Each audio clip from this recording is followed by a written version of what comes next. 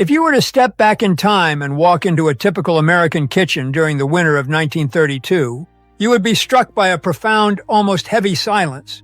The roaring 20s had vanished like a dream, replaced by the grim daily struggle of the Great Depression. In the corner of the room, a mother would be standing by her cast-iron stove, staring at the few remaining embers, wondering how to stretch a single sack of flour and a bucket of lard to feed her family for another week. In those days, money was not just scarce, it was practically non-existent. A single nickel was held between the fingers with a grip of steel, and every single purchase had to justify its existence 10 times over. If you looked closely at the simple wooden shelf above her sink, past the mismatched teacups and the worn wooden spoons, you would almost certainly see a small, plain cardboard box. It had no bright colors, no elaborate advertisements, and no long list of chemical ingredients. It was just a simple package containing a fine, snow-white powder that cost barely 3 cents. That powder was sodium bicarbonate, what we today call baking soda. In the winter of 1932, that 3-cent box was not just a baking ingredient, it was the family pharmacy, the cleaning cabinet, the dentist, and the dermatologist all rolled into one. The survivors of 1932 knew a secret that the modern chemical and pharmaceutical giants have spent billions of dollars trying to make you forget.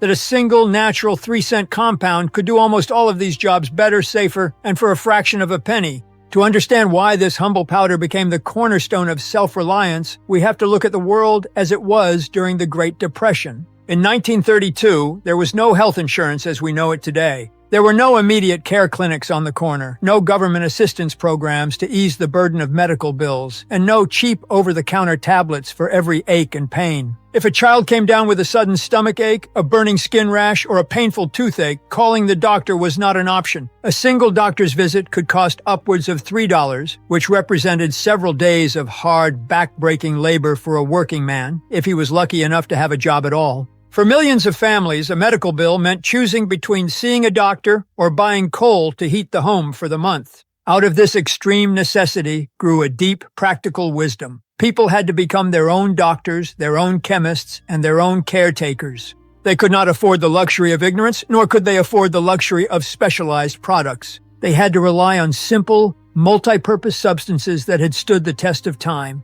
And at the very top of that list was the white powder sitting on the kitchen shelf. But what is this white powder really, and why does it possess such extraordinary versatility? To the modern consumer, baking soda is just something we throw into a cake mix once in a while and then leave to gather dust in the back of the pantry. But to a chemist, sodium bicarbonate is a minor miracle of nature. It is a naturally occurring mineral compound, often mined from deep underground deposits of trona ore that were formed millions of years ago by the evaporation of ancient freshwater lakes. Its true power lies in its chemical structure. Sodium bicarbonate is what chemists call an amphoteric substance, meaning it has the unique ability to act as either an acid or a base depending on what it comes into contact with. However, in its natural state, it is mildly alkaline with a pH of around 8.1. In a world where so many of our physical discomforts, cleaning challenges, and decay processes are caused by excess acidity, this mild alkalinity is a powerful weapon.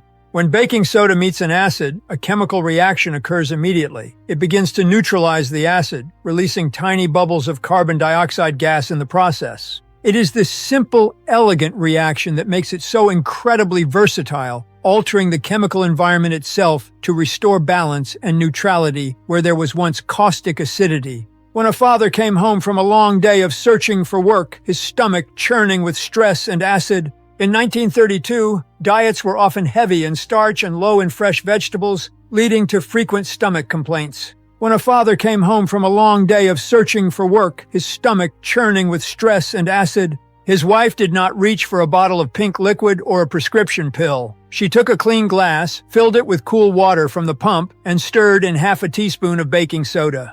He drank it down while it was still fizzing. Within minutes, the burning sensation in his chest would vanish, replaced by a clean, neutral calm. For decades, the modern pharmaceutical industry has marketed incredibly expensive antacids, proton pump inhibitors, and acid reducers, generating billions of dollars in profit.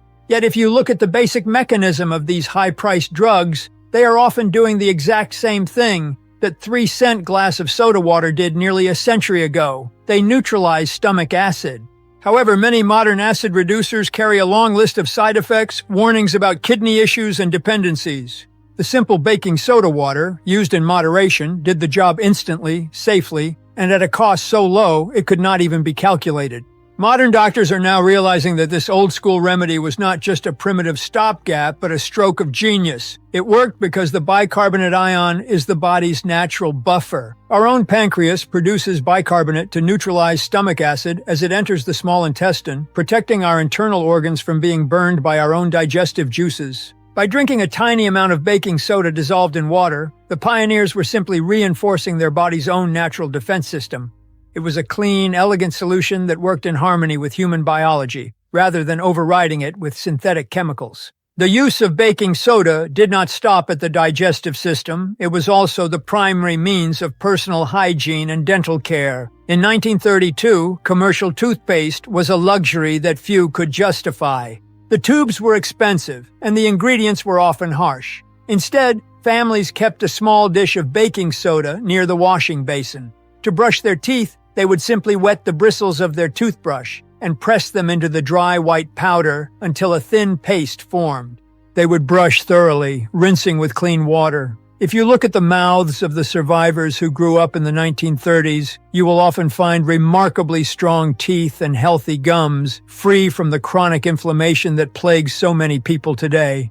The chemistry explains why this worked so well. The bacteria that cause tooth decay and gum disease thrive in an acidic environment. By brushing with baking soda, the pioneers instantly neutralized this acid, creating an alkaline environment where harmful bacteria could not survive. Furthermore, baking soda is a very mild abrasive. On the Mohs hardness scale, which measures the hardness of materials, baking soda rates at around 2.5. Tooth enamel, by contrast, rates at 5. This means that baking soda is soft enough to clean away plaque and surface stains without scratching or damaging the enamel underneath. It was a perfectly balanced dental cleaner provided by nature, costing next to nothing. Then there was the kitchen itself, the heart of the home. In 1932, the kitchen was a place of heavy work. There were no automatic dishwashers, no synthetic detergents, and no chemical degreasers. The primary cooking vessel in almost every home was the heavy cast iron skillet. After frying salt pork or baking cornbread, a mother would sprinkle a generous handful of baking soda into the warm skillet. She would add a tiny splash of hot water, just enough to form a thick, gritty paste. Using a scrap of clean burlap or a soft rag, she would gently scrub the pan. The baking soda did something remarkable. Because fats are acidic, the alkaline baking soda reacted with the grease, breaking it down at a molecular level through a process related to saponification. It converted the sticky grease into a water-soluble substance that could be easily wiped away, all without stripping the seasoned oil layer of the cast iron. It left the skillet clean, smooth, and ready for the next meal, using nothing more than a penny's worth of powder and a bit of physical effort. It was a method that preserved the integrity of the iron, allowing these essential tools to last for generations. In the kitchen of 1932, dried beans were a staple, providing a cheap source of protein when meat was a rare luxury. However, cooking dried beans on a wood-burning stove required hours of constant heat, consuming precious firewood or coal. To solve this, the cook would add a pinch of baking soda to the soaking water or directly to the cooking pot. This was a brilliant piece of kitchen chemistry. The alkaline environment created by the baking soda helped to break down hemicellulose, the complex carbohydrate in the cell walls of the beans, softening them in a fraction of the time.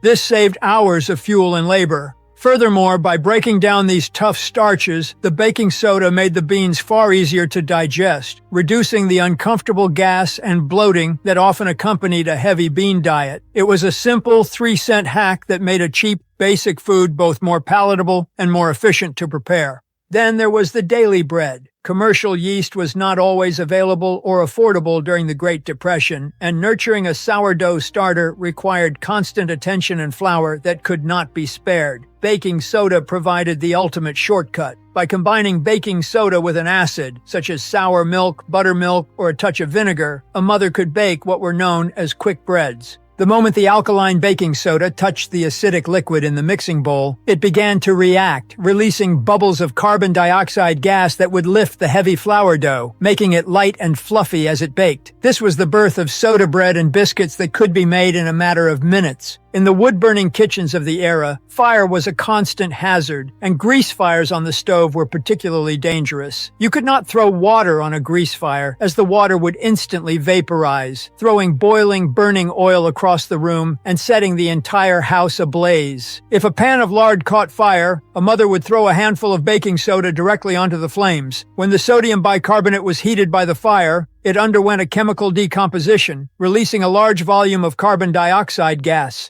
This gas immediately smothered the fire, cutting off its oxygen supply and extinguishing the flames safely in a matter of seconds. It was a simple, non-toxic fire extinguisher that cost next to nothing, saving countless homes from destruction in a time when municipal fire departments were miles away or non-existent in rural areas. Beyond the kitchen and the washing basin, baking soda was the family's first responder for skin ailments. During the hot summer months, children were constantly exposed to stinging insects and poison ivy. Mothers relied on a simple paste made of baking soda and a few drops of water. When applied to a sting, this paste worked wonders. This was not magic. It was science. Most insect venoms, including those of bees and wasps, are highly acidic. When the alkaline baking soda paste is applied to the skin, it draws the acidic venom out of the puncture site and neutralizes it, stopping the chemical reaction that causes pain and inflammation. For sunburns, they would dissolve a cup of baking soda into a tub of cool water and have the child soak in it. The alkaline water calmed the inflamed skin, restored the natural moisture barrier, and prevented the painful peeling. It was a gentle, natural therapy that respected the skin's delicate pH balance. For personal care, baking soda was also a trusted ally for hair and scalp hygiene. Commercial shampoos as we know them today did not exist. Instead, people used harsh bar soaps that left a heavy, dulling residue on the hair and irritated the scalp. To clean their hair, women would dissolve a tablespoon of baking soda in a pitcher of warm water and use it to rinse their scalp. The mild alkalinity of the mixture dissolved the excess oils and sebum, washed away the soap scum, and exfoliated the scalp, leaving the hair clean, soft, and shiny. They would follow this with a rinse of diluted apple cider vinegar to restore the hair's natural acidic pH, creating a simple two-step washing system that cost less than a penny and kept the hair healthier than many of the chemically loaded products sold today. After a long day of walking on gravel roads or standing on concrete factory floors in worn-out shoes, a working man's feet would be swollen, blistered, and aching. In 1932, there were no expensive foot creams or soothing Epsom salts in the cabinet. Instead, a basin of hot water was filled and a generous half-cup of baking soda was stirred in. Soaking the feet in this alkaline bath brought immediate relief. The baking soda softened the calloused skin, reduced inflammation, and neutralized the acidic waste products like lactic acid that had accumulated in the tired muscles. Furthermore, it completely eliminated foot odors by neutralizing the acidic secretions of the bacteria that thrive in damp shoes, leaving the feet clean, refreshed, and deodorized. It was a simple, soothing ritual that restored a hard-working body at the end of a grueling day. In those days, there were no disposable plastic diapers. Mothers used cloth diapers made of cotton or flannel, which had to be washed by hand and reused hundreds of times. These diapers were prone to absorbing ammonia from urine, which caused a painful, burning diaper rash on the baby's sensitive skin. To prevent this, mothers would soak the dirty diapers in a bucket of water mixed with baking soda before washing them. The baking soda neutralized the alkaline ammonia and the acidic residues, deodorizing the fabric and ensuring that the diapers were clean, soft, and free from irritating residues. If the baby did develop diaper rash, a light dusting of dry baking soda or a quick soak in a warm baking soda bath would calm the inflammation and heal the skin overnight without the need for expensive chemical ointments. Even outside the home, baking soda found its place in the maintenance of the family's old automobile. Early batteries were prone to leaking acid, corroding terminals. A solution of baking soda and water neutralized the corrosive acid instantly, turning it into a harmless salt and keeping their vehicles running. The power of baking soda to neutralize odors was another secret that kept the 1932 home fresh without the use of artificial perfumes. Today, we are told that to keep our homes smelling clean, we must spray aerosol cans of synthetic fragrance into the air, plug chemical warmers into our walls, and shake scented powders onto our carpets. These products are often loaded with phthalates, endocrine disruptors, and volatile organic compounds that pollute our indoor air and can cause respiratory issues. In 1932, they kept their homes clean by neutralizing the odors at their source. To keep the icebox smelling fresh, which was a wooden cabinet cooled by a block of ice, prone to moisture and mold, they would place a small saucer of dry baking soda on the shelf. The porous structure of the soda would absorb the damp, acidic odors from fish, onions, and sour milk, locking them away. To clean a musty wool carpet, they would sprinkle dry baking soda across the floor, let it sit for an hour to absorb the oils and odors from soot and dirt, and then sweep it away with a broom. The carpet would be left clean, fresh, and free from odor without a single drop of perfume. They also used it in their laundry. In 1932, water was often hard, containing high levels of minerals that prevented soap from lathering and left clothes feeling stiff and gray. By adding a handful of baking soda to the wash tub, they softened the water, allowing their simple homemade soap to work twice as effectively. It neutralized the acidic sweat and oils trapped in the fabric fibers, leaving the clothes fresh and soft without the need for modern, chemical-laden fabric softeners that coat our garments in a layer of synthetic wax. The strategy was simple and highly effective. They launched massive advertising campaigns to convince the public that the old ways were backward, unsanitary, and unscientific. They associated self-reliance with poverty. They told housewives that a modern, progressive home required specialized products, a blue liquid for the windows, a yellow powder for the sink, a red gel for the teeth, and a purple pill for the stomach. Large corporations realized they could not make a large profit on naturally occurring substances. You cannot patent sodium bicarbonate. To build a massive corporate empire, you need products that are proprietary, patented, and expensive. They launched massive campaigns to convince the public that the old ways were backward. They created a culture of dependence, where we became convinced that we could not survive without their synthetic creations. And in doing so, they created a multi-billion-dollar cycle of consumption. We buy their processed foods, which cause indigestion. Then we buy their expensive acid reducers to treat the indigestion, which cause side effects. Then we buy other medications to treat the side effects.